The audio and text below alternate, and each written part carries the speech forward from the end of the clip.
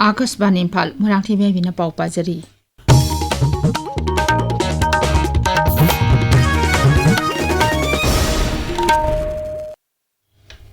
तमेंगलों जिला the national food security act नप्सा public distribution system की मखादा कानाबा फंगलबसिंगी असोय अंगाम लेबसिंग चुमथोकनबा जिला सिनबा थुंगना खोंजंग जंगसिनबा होरगनि हाइना जिला असिगी डेप्यूटी कमिश्नर ना लाउथोखरे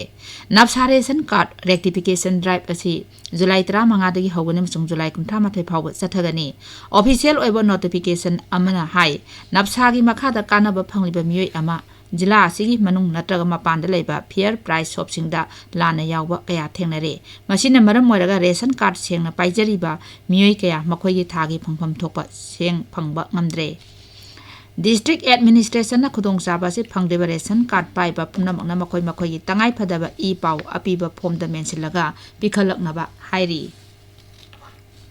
socio economic and environment development society ना एडिटर्स गिल्ड मणिपुर अमसुंग राज्य की environment and climate change department का खुसमनदुना थासिगी 13 सिट्स कॉम्प्लेक्स ओलंपियन पार्क मणिपुर दा उनिंगथौ उयोग हौदोकलगनी उयोग अदु मुख्यमंत्री इमनांगखेम चानसिंगना हौदोकनी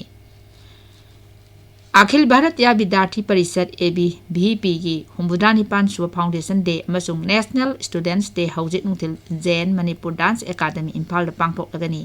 ABVP इम्फाल महानगर नसिनबा थोरमदुदा डॉक्टर सापम रंजन सिंह MLA सरुक यागनी ABVP की फाउंडेशन डे दा केंद्र के ngaksel मंत्री राजनाथ सिंह परिषद असिगी महिरोय पुनमक्ता नुंगाइबा फोंगदोकली माकना हाई लेबाकी हाना हाइबा वाखलोन गलोइनाना ABVP ना महिरोय सिंबु लेबाक असिगी सेवा लुसिंगबम सुं खुनाइगी दमक दायित्व लौना सही लिसांगसिना थबक तौरकली केंद्र के गृह मंत्री अमित शाह ना सभापति ओइदुना ngasi न्यू दिल्ली दा लेबाक असिगी ngamkhaida leiba जिला सिंगी पुलिस की SP सिंगी मिफम पांगथोकदौरी मिफम असिदा ngamkhaigi राज्य सिंह जम्मू कश्मीर पंजाब उत्तराखंड राजस्थान गुजरात उत्तर प्रदेश बिहार वेस्ट बंगाल अमसुंग अवांग नोंपोक राज्य सिंगी SP सिंह सरुक यागनी गृह मंत्रालय की मकोक थोंबा official सिंगसु यागनी ngamkhaida leiba lamdam singi hojik oiriba phibam amasung lawkhatpa yaba thabak sing masak khangdoktuna leibak asigi ngamkhaigi ngakselgi thabak kangkhat hanabagi pandamda mipam asi sinbani लेबाक असिगी नोंपोक थंगबा सरुकता लेबा अंतर्जातीय ngamkhai paringi जिला सिंगदा आइन कायना मिटोप जंगसिलकपा सिंगना जिला सिंग असिगी डेमोग्राफी की सक्तम होंगलकनबा होनरिबा सिंग थिंगनबा केंद्रना जंगसिलिबा खोंजंग सिंग अदु येंगलगा मिफम असि यामना मरु ओइना लौनै लेबाकी मफम पुनमक्ता सबमिशन ऑन एग्रीकल्चरल मेकानाइजेशन की मखादा लुपा कोटी लिसिंग मापन चामरी सुपना मरी रोंगी ममल ओइगदबा लऊ सिंगोगी मेचिन लाख 12 रोम सरकारना मतेंग पांगदुना लौमी सिंगदा येंथोखरे मिशन असी लबुक सिंग मेकानाइजेशन तौबबु पुंग थौगनबा इंग कुमजा लिसिंग अनि 13 दा हौदोखिबनी मसिना लेबाक असिदा लऊ सिंगोगी पोथो हेंगलहनबदा यामना मरु ओइबा थौदांग लौरी भारत पो artificial intelligence application अमसुंग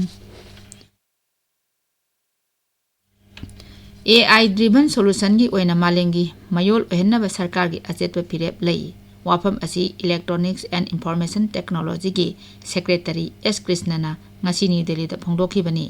confederation of Indian industries global capacity centres business summit लिसिंग अनि कुंतरुक्ता वा ngangbada श्री कृष्णना हाई सरकार ने हेक हौरकपदगी हौना AI असिबु यामना चुम्बा मसुं कानागदबा मियंगदा येंगलई उत्तराखंड लेबाक असिगी 3 सुबा मिपुम खुदिमक लाइरिक मयक चटप राज्य ओइरे न्यू इंडिया लिटरेसी प्रोग्राम अमसुंग नेशनल एजुकेशन पॉलिसी लिसिंग अनि कुंतरुकी मखादा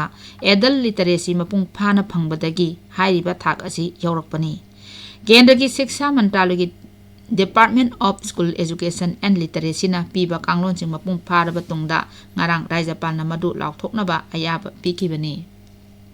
मुख्यमंत्री पुष्कर सिंह धानी हाई मसिमक यामना ऐतिहासिक ओइना माई पाकपनी राउथोरकपा असिगा लोइनाना उत्तराखंड मिजोराम गोवा त्रिपुरा हिमाचल प्रदेश अमसुंग सिक्किमगा लोइनाना मिपुम खुदिमक लाइरिक मयक चटपा राज्य ओइरे